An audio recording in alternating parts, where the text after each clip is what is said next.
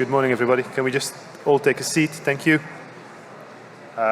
First speaker is a recorded session by a GP, and his name is Prafu Mutukunda, and then he will be here for the live session as well for the Q&A.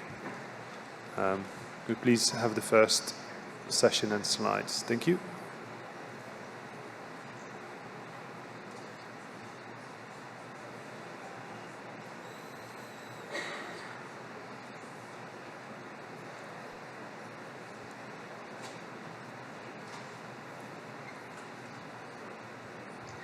Morning, everyone.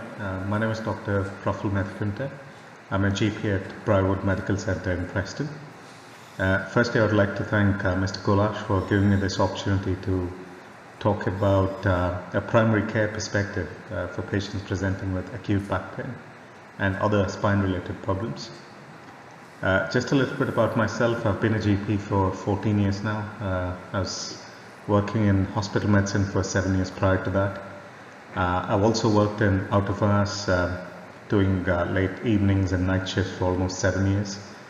And I worked in A&E at Preston as well as a part of my GP rotation. I am also an LMC executive for the local Preston LMC, and I have been a GP director for Preston CCG, covering meds management and mental health portfolios, and my role ended in December 22. Today I would just like to take you through a few slides where I've got a few examples of patients presenting in primary care, the difficulties which we have in primary care, and also some possible solutions which could probably improve the patient's journey.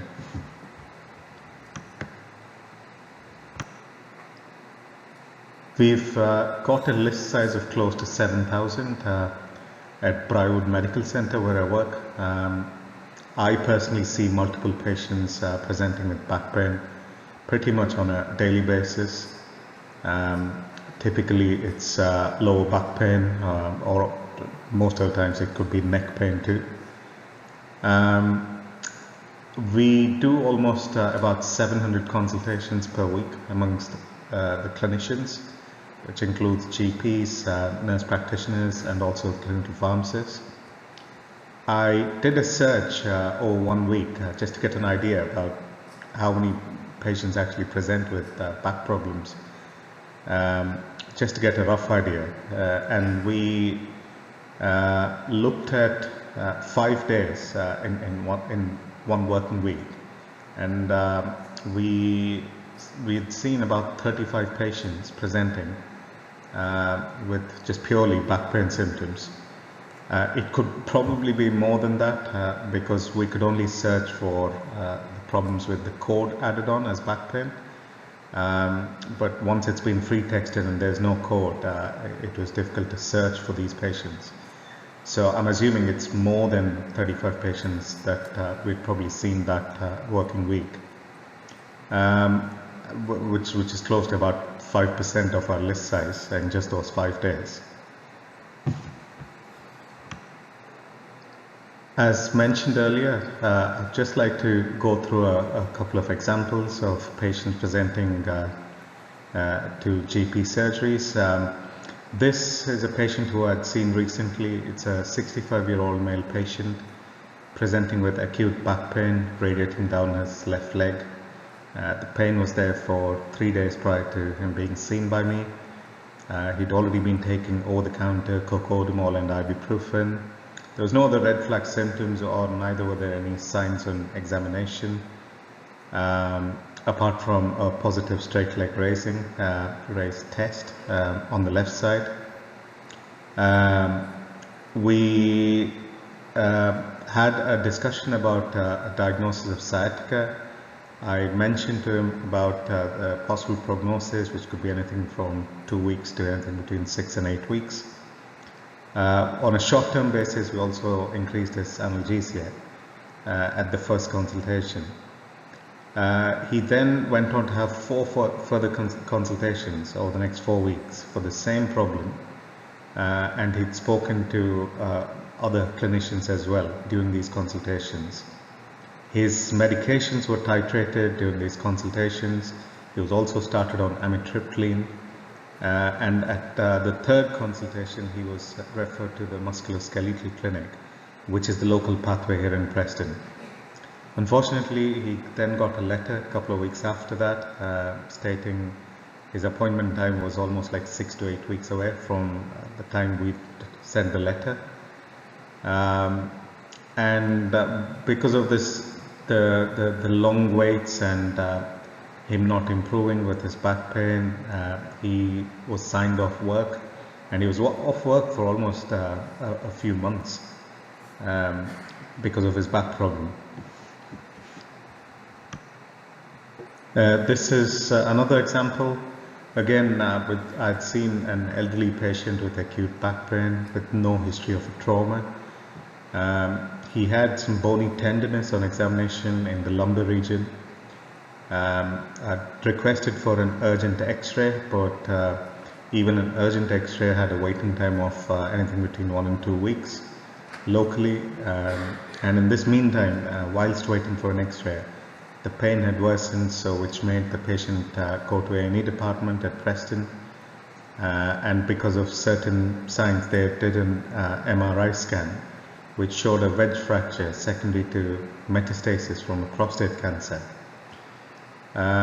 Unfortunately, this was just picked up from this particular scan because he'd never come to see the GP with regards to any prostate symptoms otherwise. Which this actually created a difficult relationship with the patient and the family, because their expectations was that this should have been picked up on his first presentation to the practice. I explained to the patient and his family about our limitations with regards to diagnostic access or imaging from primary care, and the only access we had to was to request for this urgent x-ray. On this slide, I'd just like to talk about the current pathways that we have locally in Preston. From my experience in primary care, it's almost like 90% of the patients end up coming or end up going to their GP surgery for the first presentation with regards to an acute back pain, and probably only about 10% go either to the hospitals or go to the out of hours department with regards to an acute back pain episode. Locally, the only tests we have access to is x-rays with regards to spine problems or back problems. We don't have any access to MRI scans. If we have to request any further scans apart from an x-ray, we have to write to the musculoskeletal clinic. A letter which goes from a GP practice is triaged at the Referral Management Center, and they seem to get booked in 99% of the times with a general physiotherapist, who would then see the patient, provide them with a management plan, or basically discharge them with physiotherapy advice.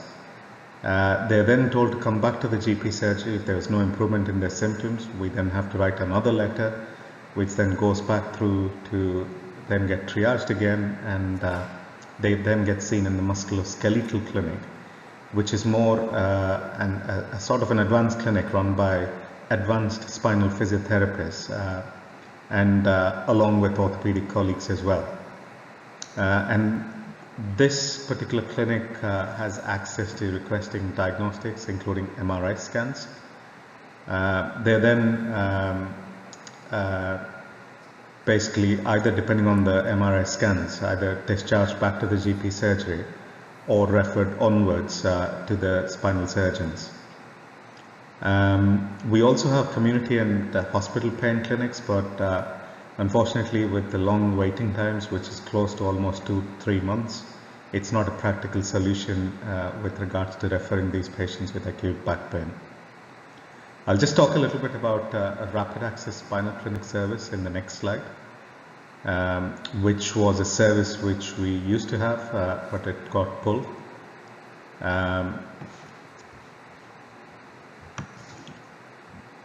The take-home message from these examples which I've given, or things to discuss as a part of the panel discussion, would be the difficulty which we face in primary care when dealing with patients presenting with this acute back pain. Mainly it's the limitations due to the difficulty in accessing imaging in primary care. And the waiting times, which are currently anything between few weeks to even more than 4 to 6 weeks, depending on how it's been requested. I guess we need to have some sort of discussions locally and probably nationally to improving the time frames in getting access to imaging in primary care. I personally also think appropriate referral pathways need to be in place so that the appropriate specialists are involved in treating these patients in time, thereby improving the patient's journey. Just touching upon the rapid access clinics, which I had mentioned in the previous slide. We had a previous fantastic service actually, which was the rapid access spinal clinic, or the rapid access spinal service, which was run by the advanced spinal physiotherapist. There was a bleep number or a contact number which you could ring to speak to these guys and explain to them about the patient's symptoms. And depending on the severity of the problem, they would see the patient in the hospital on the day or pretty much within a couple of days' time, and give us a management plan. This significantly improved the patient's journey with regards to even looking at them going back to work much quicker than the current situation where we're in. Because again, going back to the waiting times, there seems to be a significant delay with regards to diagnostic access and with regards to getting seen by the appropriate specialists in time. I think these are the two key things which I personally think would probably help improve the patient's journey for these patients coming in with acute back problems. Thank you all for listening. I'll be more than happy to take any questions at the panel discussion session which follows this talk. And thank you once again, Mr. Golash, for giving me this opportunity to talk about a primary care perspective for patients presenting with acute back pain. Thank you.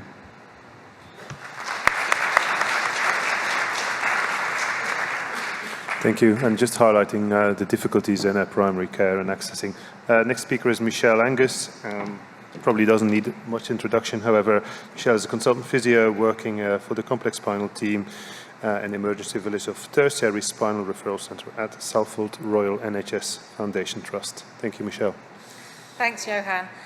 So I was asked to share this as working for the spinal team in the emergency department, which is possibly a relatively unique position, but also as the regional representative within the Northwest, within Mr. Golash's region for the National Spine Network. So I'm going to try and hopefully, luckily I've got the same sort of messages as primary care, but I'm going to try and share what the national work's up to as well, just to give everybody a bit of an idea. So it's a whistle-stop tour, but all that, and my disclaimer is that most of this work has been done by Mike and the Best MSK team, and not necessarily by myself, but it's about disseminating that information.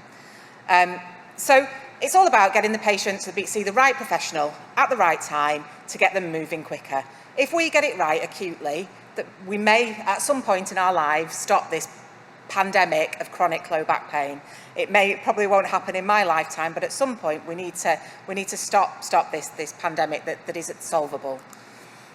We all know that the NICE guidance came out in 2016, were updated in 2020, and the only thing that it talks about with acute pain in this was local epidurals for acute radicular pain. I'm going to talk about that a little bit more at the end. Other than that, it's all about early self-management and giving the right advice early for these patients. GIRFT acknowledged that and talked about the National Back and Radicular Pain Pathway, which was the first pathway to embrace this and develop it into something that we could all take away and we could all use. And Dermot and his colleagues up in the northeast did most of the work for this, most of the heavy lifting, and we've all kind of jumped on board with it everywhere else. As you heard in the talk there, the big part of the GIRFT report that was different, certainly from an acute perspective, is there should be no GP access to MR scans.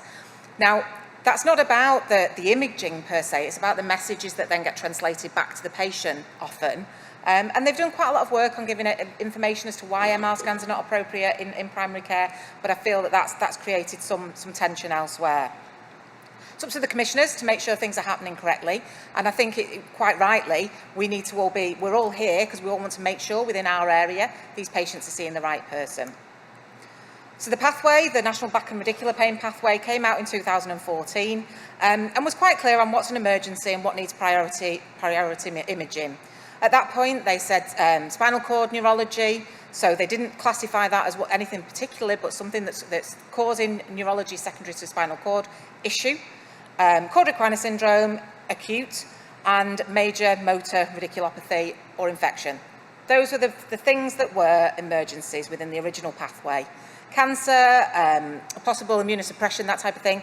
Priority, absolutely, but not emergency at this point.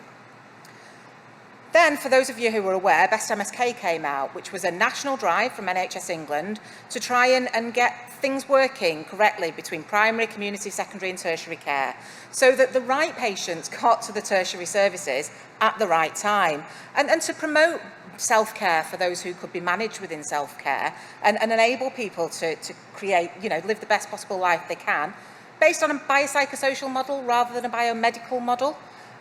But equally, picking out those biomedical patients that absolutely need to be picked up. The problem was all this work was done while the pandemic was going on. We were in a disaster with our waiting lists, we've cancelled elective surgery, everything else is happening at the same time as all these guidance coming out. So we're kind of trying to build the plane while it's flying, and we didn't quite hit quite as well as it could, despite best efforts from everybody involved. What I've tried to do is just unpick the acute side of this and in a little bit more detail. And with this document came out the guidance to implementing best practice for patients with initial presentations of spinal pain and sciatica within primary and community care.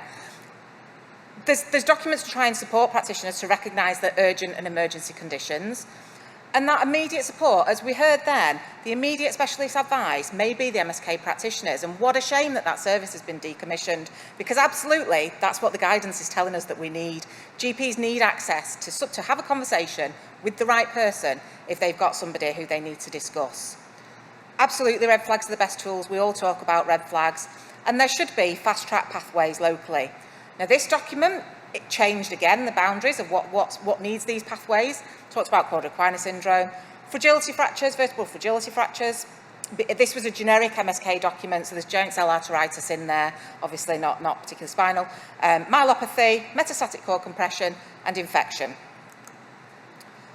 From there, in 2020, the document that came out at this point from NHS England was endorsed by all the specialist areas, and that was the emergency MSK conditions requiring onward referral. Again, the goalposts slightly differently, and the emergency, we're getting there now, we're getting a bit more consistency in what remains an emergency, and that's chord syndrome, metastatic cord compression, infection, and septic arthritis. I think most people would agree that those are all patients that need sorting relatively quickly. Urgent moved on the cancers, the insufficiency fractures, the neurological deficit, which again could be argued, myelopathy again could be argued, and your inflammatory arthropathies at this point were brought in that haven't been mentioned in the previous documents as to how quickly we need to be looking at those. But the NICE guidance for spinal inflammatory arthropathy absolutely suggests we need to be getting to these patients quite quickly, and there's been quite a drive to push that. The problem is when you send somebody to the emergency department, Finding these patients for the emergency clinicians is a little bit like a needle in a haystack. And they've got, as we heard, 35 back pain patients going to a GP practice of 7,000 a day. Certainly within our emergency department, we have about 20 back pain patients present per day at our emergency, walk-in, ambulance in at the doors. So trying to find those patients that need emergency intervention is very, very difficult. And the clinicians within the emergency department are often generalists rather than specialists. And so you've got somebody who's not a spinal expert, who's trying to pick these things out. And when we're saying we've got these experts out in primary care, the National Back Pain Pathway is telling us we need expert triage and treat practitioners. We need, be it physiotherapists, nurses, whatever, GPSIs, whoever, they're the experts. They're then having to go through a gatekeeper of a generalist to get the imaging that they need. Well, something's not quite working correctly. We know that it's risky business in emergency medicine. We know departments are overcrowded.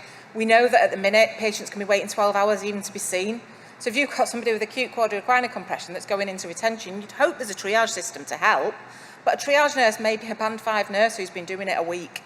And then that patient could be, sat there getting worse as we've got all these problems within the emergency department. So I do always advocate for ED and the pressures that they're under, seeing it on a daily basis. And actually, we need to be linking together. The best MSK talks about primary, secondary, community and tertiary medicine all working together for pathways to hopefully try and avoid ED. The new best MSK pathway came out a couple of years ago now, and it excludes any of the serious pathology. So that doesn't really help us with our acute serious pathology and what to do. The only thing that they do recommend is that significant trauma should go to ED. Absolutely, that's without question.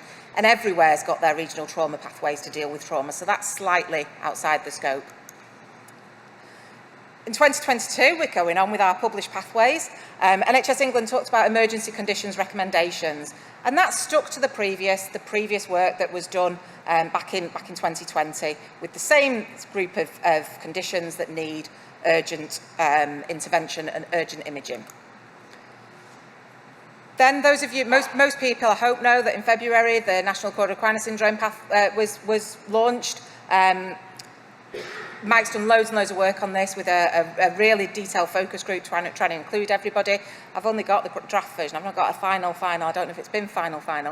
And this changes things quite a lot from a primary care clinician perspective, the MSK services that are out there in primary care, because what it says is signs and symptoms have to be within the last 2 weeks or progressive to need an emergency same-day scan. Everything else should be being managed in these services. And a lot of these services are not commissioned to get same-day imaging. So we need to be going back and having conversations with commissioners to make this happen. Because it's certainly in our region, with my regional rep hat on, the feedback that I'm getting is that's going to be really difficult for these clinicians that are working in interface services, triage and treat, MSK, whatever it may be. The next condition, if we go back to where the recommendations are, is metastatic cord compression. No-brainer. There's a big, nice guidance on this that everybody obviously will follow. These patients, scan within 24 hours of the whole spine. That's what the guidance is telling us if somebody's got abnormal neurology with a history of cancer or known metastases. The difficulty, again, with these patients is who do they come in under? Because actually, if they don't need a spinal operation, should they be being admitted under a spinal surgeon? Is a spinal surgeon the right person to look after them? If they go to a general medical ward, are the nurses skilled enough to deal with somebody with a spinal cord injury on a general medical ward? What's best for this poor patient with metastatic cord compression and abnormal neurology? Who's the best person to manage them? And that's not covered within the guidance. So it's the little nuances that we need to think about locally that need sort of a little bit of building out, really. Infection, again, no-brainer. These patients need to come in, and depending on the extent of the infection will depend on where they need to go. Again, do they need to come to a spinal ward, a surgical ward, be under a spinal surgeon? That's a local discussion to have. Certainly within Manchester, we have a virtual spinal infection ward, so all our regional patients that are being managed remotely by us are in one virtual ward on the computer, and one of my consultant physio colleagues manages that. because we feel that we don't want them necessarily having been on a spinal ward for long-term antibiotics when they've theoretically got a medical problem. The vertebral fractures, the best MSK work on vertebral fractures talks a little bit about the cancer patients and talks about emergency or urgent referrals, but to a spinal service. So again, I see frequently patients that have had x-rays for other things, chest x-rays, CT chest for a respiratory problem. They find a vertebral fracture, right, go straight to A&E. And you've got a 90-year-old who's sat in the A&E waiting room for 11 hours to see somebody with a fracture that may well have been there for 6 months. What are you going to do? And then they speak to spinal reg on call, who says flat bed rest MR because they've got a fracture. And we end up going around this circle and decondition these poor patients that need to be treated pragmatically. What we've done locally, again, across Greater Manchester, and again, Tom's work, not mine, is we've developed a low trauma fracture pathway to try and give people permission to manage these patients without having to seek that specialist support that may cause potentially over-treatment and over-medicalisation. Happy to share that everywhere. I'm going to touch just slightly on the other aspect that were in the NICE guidance about early access to injection. And this was in the National Low Back and Radicular Pain Pathway in 2014, that if somebody's struggling with acute radicular pain, a disc that correlates, should we be getting these patients? Yeah, okay, wait 6 weeks for your scan, as the guidance says. But at that point, should we be thinking about an injection? If neuropathics are not working and they can't do their rehab because they're in that much pain, can we do something to help them? And that's something we, again, looked at locally. We've developed it slightly different, happy to share locally, as to how we get these people into an early injection clinic. All this work worked with us. It coincided with the pain centre losing all their facet blocks, so it worked really nicely that the anaesthetists are like, oh, we'll just save you a slot and we'll do them. We've got space because we don't have all these facet injections anymore because they're decommissioned. So it's looking at different nuances, because the spinal surgeons couldn't increase their numbers because they're just wiped off their feet. So in summary, whistle-stop tour of the pathways at the minute. Completely agree that we, in primary care, it's very difficult, and the no access to MR scans is difficult, and that's why they need close links to the image interface services, or, as we heard in Preston, the same-day care, same-day emergency care is what the government's pushing. And do we need a spinal SDEX most places? Nottingham have got it working really well, and it's probably something that needs to be looked at. Your CATs, triage and treat, interface services, the guidance tells us that they need digital decision-making tools. These are not necessarily just spinal practitioners. They may work across all MSK, and they need the support. They need a spinal MDT discussion. So if they've got something they need to discuss with you guys as a surgeon, they need that access to be able to have those conversations, because these services are trying to manage 95% of these patients and keep them off your books. So if we're ever going to sort the waiting list problem out, we need to be linking with these services and looking at what doesn't need to come into us. Same-day triage and 2-week scanning is what they're saying, early access to injection and management and ownership within these services, rather than patients being battered from one place to another. Oh no, it's not this, I'm going to send you to physio. Right, I'll go on a waiting list for 3 months for my physio. Right, I'm going to do this and I'll get given a sheet of exercises. Everything needs to be combined and working together, and there needs to be some ownership to help support these patients. The tertiary spinal services need to be for the right patients, the patients that need an operation, the patients that need your expert opinion, the patients that are at that point where, you know, your MSCCs that may need fixation, may need vertebroplasty, to try and keep them going, keep them as active, to try and keep these people on their feet and look at their quality of life. So we need to make sure we're getting the right people to the right clinician at the right time to try and prevent chronicity. And we also need to protect A&E. Thank you. Thank you, Michelle. Next speaker is Aprajay Golash. He's a senior consultant neurosurgeon at Lancashire Teaching Hospital, Milton, India. Good morning, everyone. Thanks to UKSSB to allow us and invite us to present this work. The idea was to see, well, we have pathways for quite some time. Are they working? Where they are failing? How we can improve them? And I thought the best would be to hear from a GP that you heard, where their difficulty is. You hear about the MSK, where their problem is. And where is our problem as a tertiary center? That's what I'm going to focus, and then we'll have a question after that. So, no disclosures. I must acknowledge Mr. Karmi, who's our spinal fellow, who collected the data for me. So what's happening in the real life? You know, you send these patients to A&E, the GP has no access, and this is the state of A&E. They come in. How will they pick up? You heard from Michelle. They come in and they will wait for hours. Who's going to pick them up? So to help me with this talk, I thought I'll get you to do some work, and I did ask for some polls.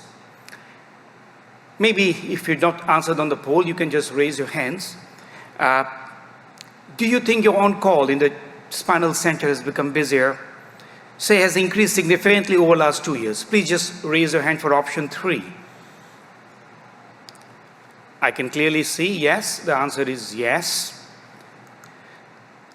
Is the quality of referral has changed over the last 2 years? You know, are more trivial cases coming to you, which are not appropriate for the on-call? Again, please raise for 2 if you think. Again, I can see quite a lot of hands going up. Okay, let's talk about the pathway saying you should have an MRI before coming to tertiary center. How many patients referred to you get MRI? Let's go for even 50%. Anybody getting more than 50%? Yes, there are few. That's very good. More than 75%? Excellent. And how many are 50%? Less than 50%? Oh, there's... For the emergencies, these are all acute on-call referrals. So there are still few which are less than 50%. We'll look at our data in a second. And lastly, if you're not the spine on-call surgical center, if you're the DGH or taking the A&E, which the spine patient comes, how many of you have at least 7-day service for the local MRI, even 8 to 8? Few. How many have only 9 to 5, Monday to Friday? Quite a lot. Okay, so let's move on. We can see the difficulty just from these slides. You can see where the problem is. So what are we seeing? On-calls are getting busier, but most referrals don't need surgery.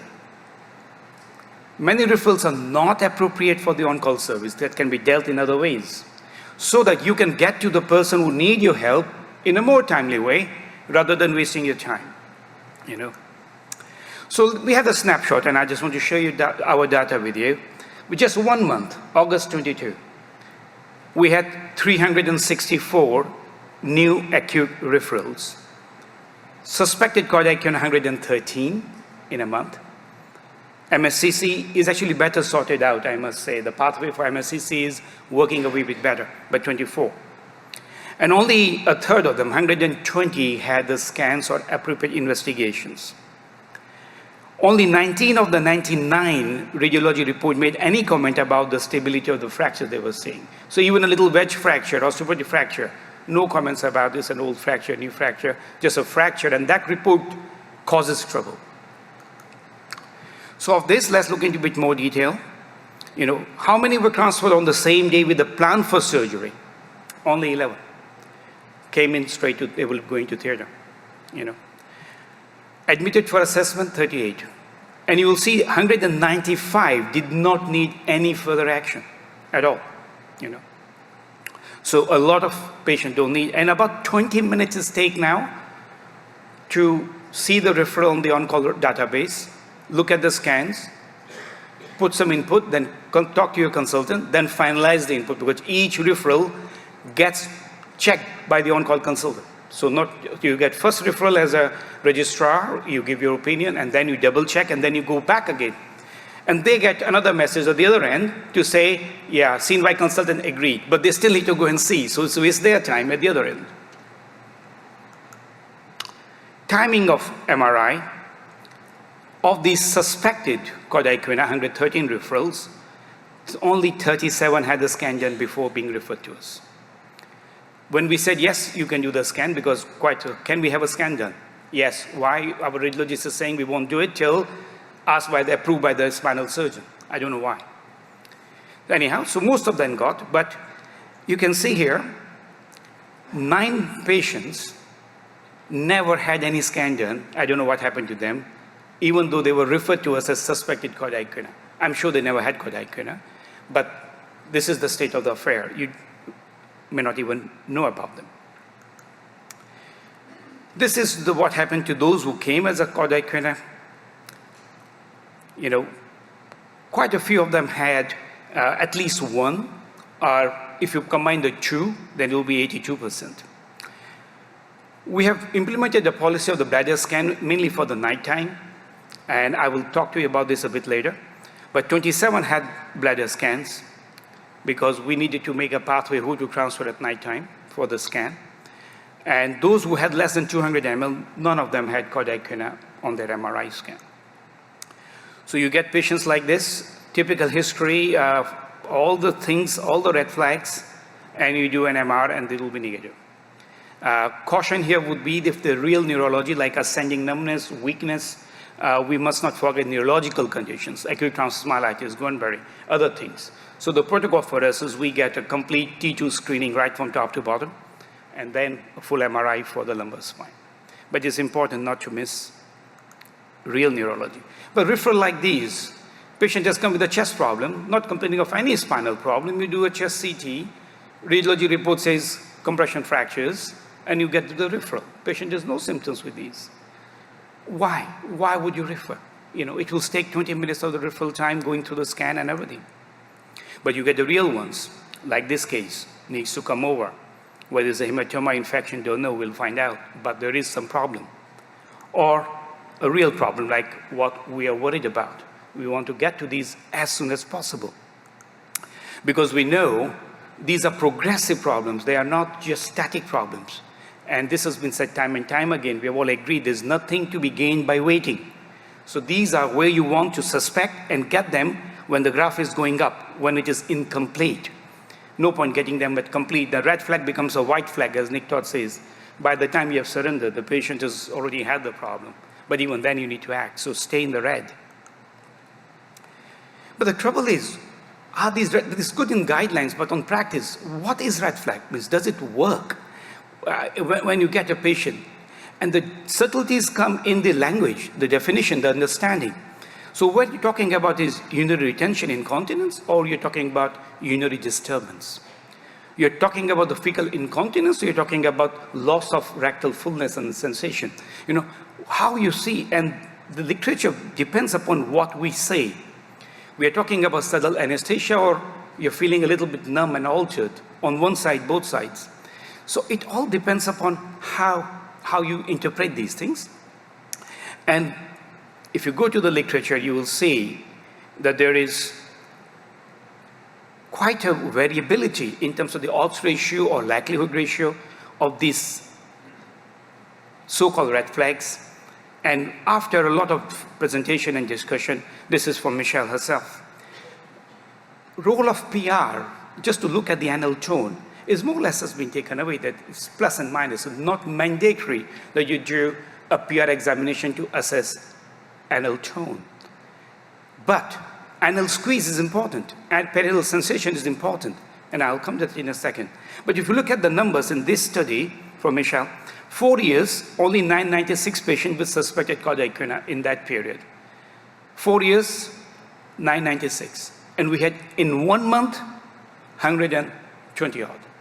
So can you see how the graph is now going? Because people are becoming aware, and it is just becoming mad on the on-call.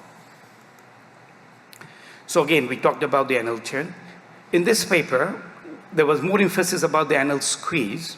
It was very specific, to be quite specific. If you look for the bladder scan, the data was coming over the last few years as to whether a post-void scan may help. Now, I must emphasize, this cannot be an absolute figure. If the bladder scan is more than 200 or less than 200, it will not negate away the need for an MRI. But a patient just comes 2 in the morning or 12 at the night in a DGH. Do I transfer them tonight to my center for an MRI or not? So after evaluating that,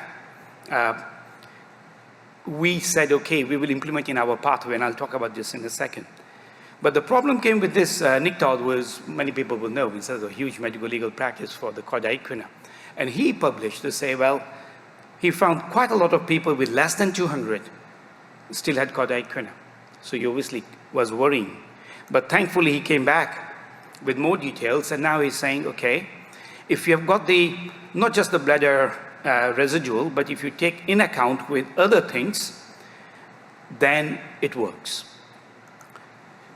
This has been published in February, just very, very recent. I won't go, it is a very nice pathway you can see. But key would be good to have pathway, how you implement. And this is where, I think this is also very helpful, because now they have taken away that ambiguity about the language. If you go through this, it will become very clear what to ask patient, and you know the answers. So what we do?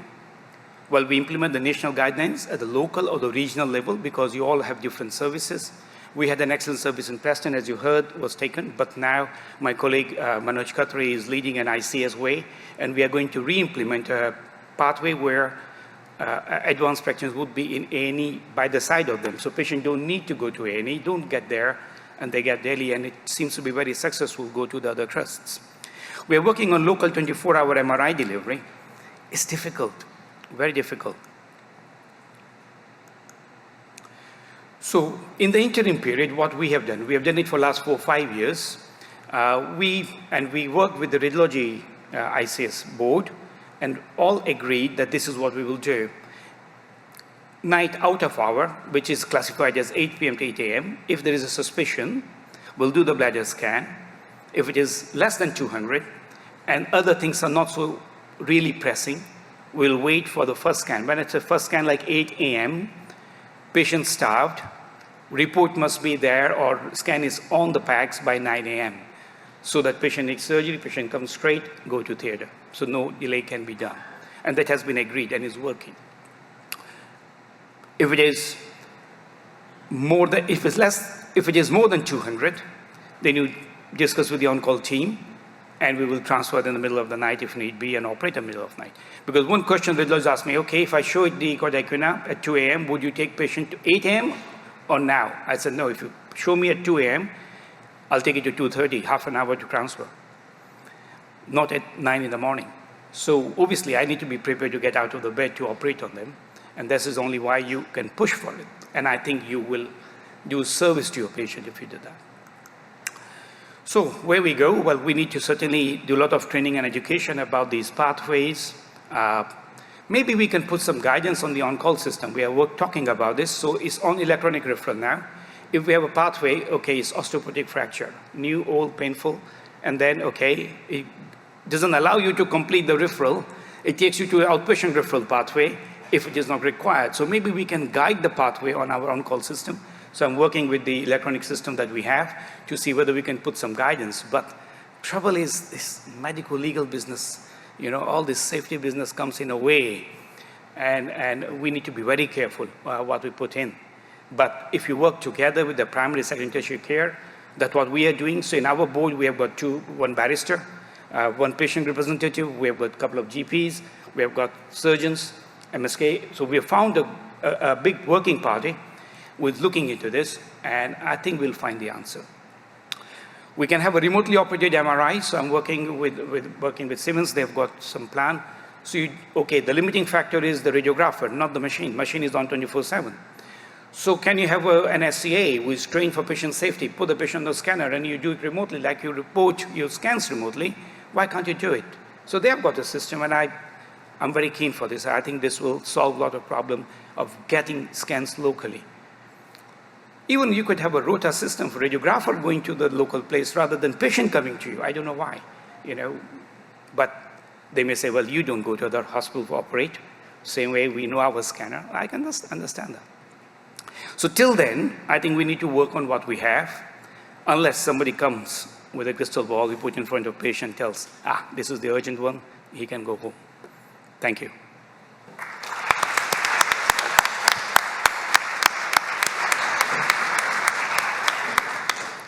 Thank you both, Michelle and Aprajay. We've got Profil as well.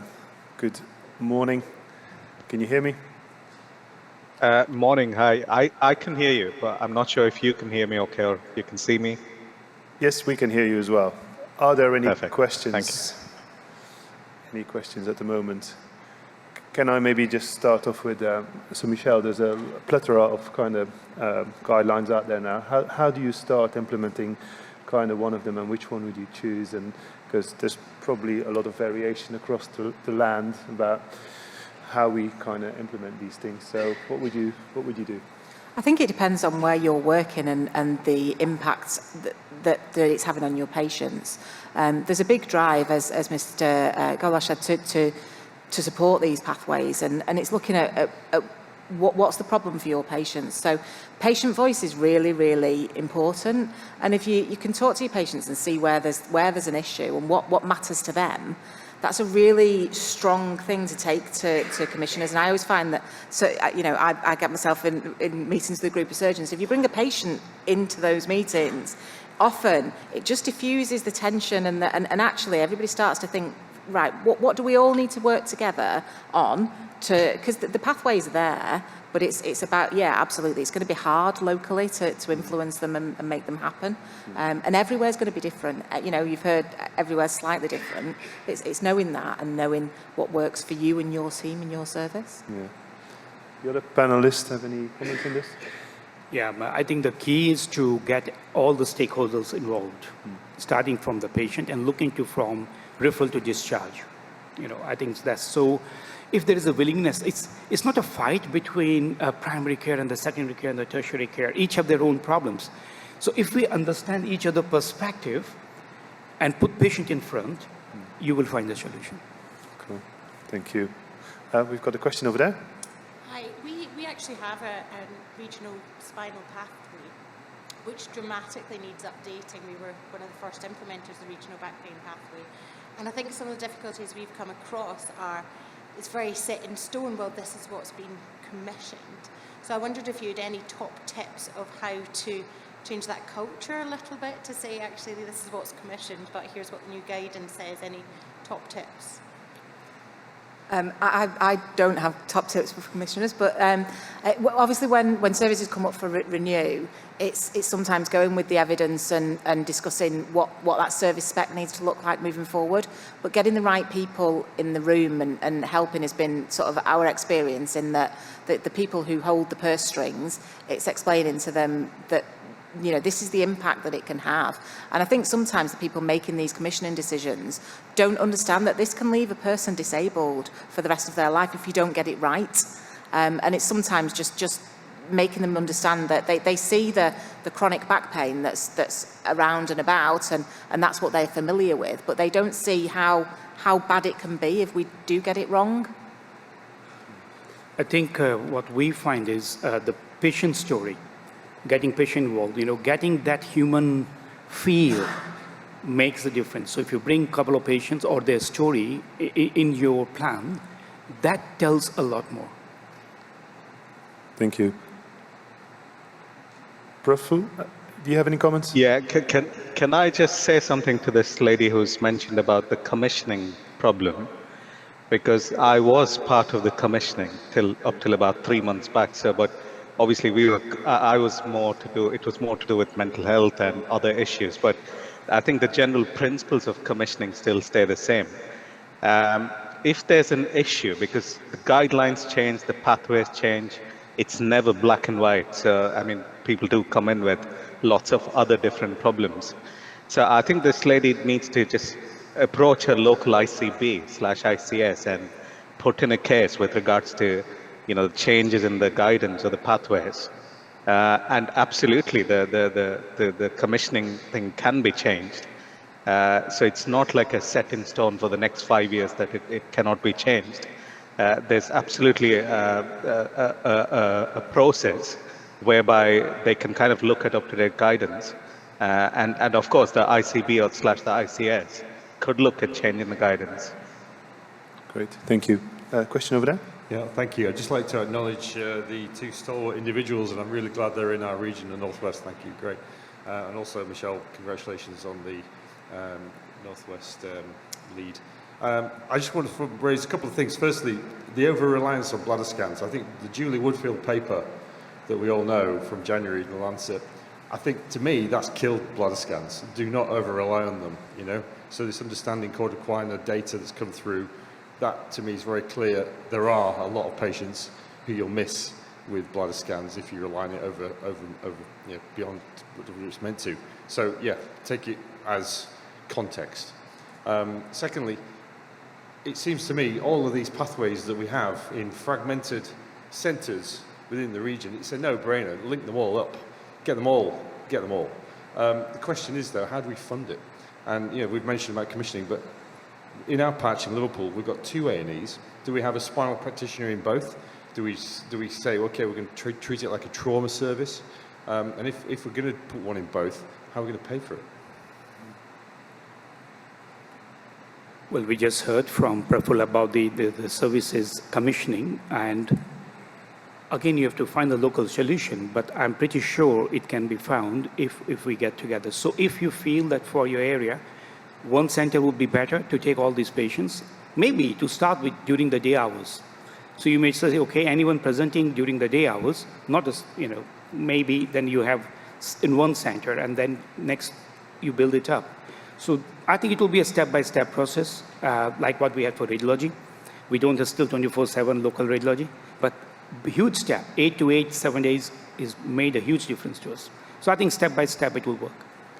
You also want to comment on the bladder scan before we get to Michelle? I mentioned exactly in my talk, don't over-rely on bladder scan, but what we know is if the residual volume is less than 50 and there is nothing else, then they are safe to be staying and scan tomorrow morning. But as I said, you have to do the MRI scan if you are suspecting cardiac icona.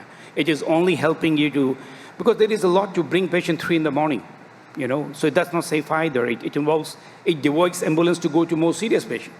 So there is a lot more there in the whole thing. So we need to put in context. Absolutely, I couldn't agree more. You just cannot rely just on the bladder scan. Michelle? Yeah, I think Martin as well is looking outside of, do spines have to pay for it? EDs spend a fortune on locums, and it takes a junior doctor locum 5 hours to faff about with the chronic back pain, and they still then put it on patient pass and ask for the tertiary advice without a scan. So actually, have they got any money that can be released that's going to reduce their so it's looking outside the box. But I think the regional pathways, that's my new job, isn't it? Thank you. A question there over in the back. Hi, thank you very much. Excellent talks. Question for Praful, really. Both your hats, your previous hat as a commissioner and your current hat as a clinician, how would you envisage primary care access to MRI scanning, and what safety provisions you will put in place so that they are getting reported and the reports are getting picked up adequately? Because you may ask for an MR scan. The MR scan report then comes back saying, oh, this patient has got cardiac compression. What are you going to do with it? Referral? Yeah, thank you. I mean, it's a much bigger topic in itself when it comes to commissioning. And as I had mentioned in my talk previously, having a service like the spinal access clinic or the spinal access service, which was being run by the advanced spinal physiotherapists, I mean, that itself would probably solve more than half the problems with it when it comes to, in case we were to get MRI scans. Of course, it's easy to request an MRI scan, but not every GP would be comfortable in kind of analyzing it or interpreting it or to figure out what next needs to be done, because it could go one of 2 ways. You then ring the patient and say, oh, there's possibility of this, possibility of that, just turn up at A&E, which doesn't solve the problem, as to what Michelle had mentioned, because A&Es are getting bombarded with all sorts of other patients anyway. Or the GP could then pick up the phone. It again depends on your local knowledge and the local contacts, etc. I mean, for me personally, I'm in a fortunate position where I could pick up the phone and ring and speak to one of the spinal team consultants or registrars or whoever it is, but it might not be the same in other patches. So having a service like that spinal access clinic or people who can kind of comment on these scans would probably be the solution going forward. There's a quick access to advice and guidance is probably key in this. Right, 2 more final questions. Sorry, Apogee, I was supposed to be on the panel. I was late. I've got a question or comment. I really enjoyed Claire Ryan's paper yesterday on why patients go to A&E with back pain. They want a face-to-face appointment. But I also contend, and I'd be interested in your ideas as a GP, they want an MRI scan. Patients with back pain want an MRI scan. What do you think? Praful, did you hear that? Yeah. Sorry, yeah. I mean, that's a good question. We face it every single time. I mean, everyone with a back problem wants an MRI scan. And we keep Sometimes talking it's about, yeah, and we keep talking about the patient perspective, putting patients first, looking at the needs or the requirements of the patient. We can't escape the fact that what these patients want is an MRI scan. Absolutely. I 100% agree with you, because it's the agenda which they're coming in with is either they've seen somewhere online or on Google saying that you need a scan, or someone on their friends and family have said, oh, you need a scan. So they've already come in with a pre-set of thoughts that, okay, so I'm going to go to the GP and request for a scan. But it doesn't work. I mean, it's not logical, it's not practical. So I guess it's again completely comes down to the doctor who they're seeing, how sort of experienced they are, and how comfortable they are in addressing that sort of an agenda and trying to kind of break it down and kind of explain to the patient, what the practical issues are in getting a scan done. So it's not possible in every single patient to go and get an MRI scan. It's similar to the patients coming in requesting for an injection as well, because they've been told that if you're in acute back pain, you just go to the practice and you get referred for an injection. I've come across that quite a bit too. Can I just say on that? Yeah, the guidance isn't saying don't image people. It's saying they need to be imaged in the right place by the right person who can then explain those results back to the patient. And like you say, some GPs may be comfortable in that, but frequently we see patients who come to ED with a copy of a scan report, and whoever's requested it doesn't know what to do with it and gives the patient it and says, go to A&E. And that's what we want to try and stop. It's nobody's saying we shouldn't be imaging. We're saying the right people should be imaged at the right time by the right clinician. Okay. I think we probably could discuss this at length. So, final questions. Yeah, Mike Greve at Nottingham. Just, if I made a couple of comments on the bladder scan. And as the senior author of 2 papers on bladder scan, and having written a response to the Woodfuel paper to the Lancet, if I could just say a couple of things about that. The authors in their paper say in their discussion that they cannot comment on the validity of a bladder scan in determining whether there's chord-acquired compression or not, because of course they didn't have a control group where there was no chord-acquired compression. But I will say one thing, that the problem we have with chord-acquired syndrome is missed incomplete CES. And for those patients with a post-void residual of greater than 200 mils, one of the points that we said in one of our papers is that gives you the mandate for an urgent scan, which should be expedited. The trouble with the bladder scan, it's been used as an apologist to deny people scans. It was never intended thus. It was made as an adjunct in diagnosis in terms of risk stratification of whether that patient should have a scan that night. It is not, if you like, an apologist for failure of networking.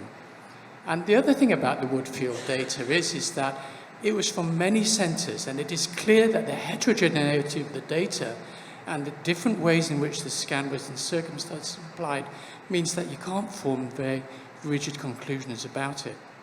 And furthermore, the other thing that really comes out in this is that further research needs to be done. And I would just make that plea because it is embedded in the CES pathways that Mike Hutton and the rest of the team is. And from that will flow greater amounts of data, which will give us some consistency where we can ultimately find where it sits in terms of the ultimate treatment of that. Because up until then, we have no advance in what we understand is the poor sensitiveness specificity of clinical assessment alone. So please don't throw out the baby with a post-void residual bathwater. Thank you very much. Thank you. Thank you so much, and a round of applause for everybody. Thank you. Thank you, Professor.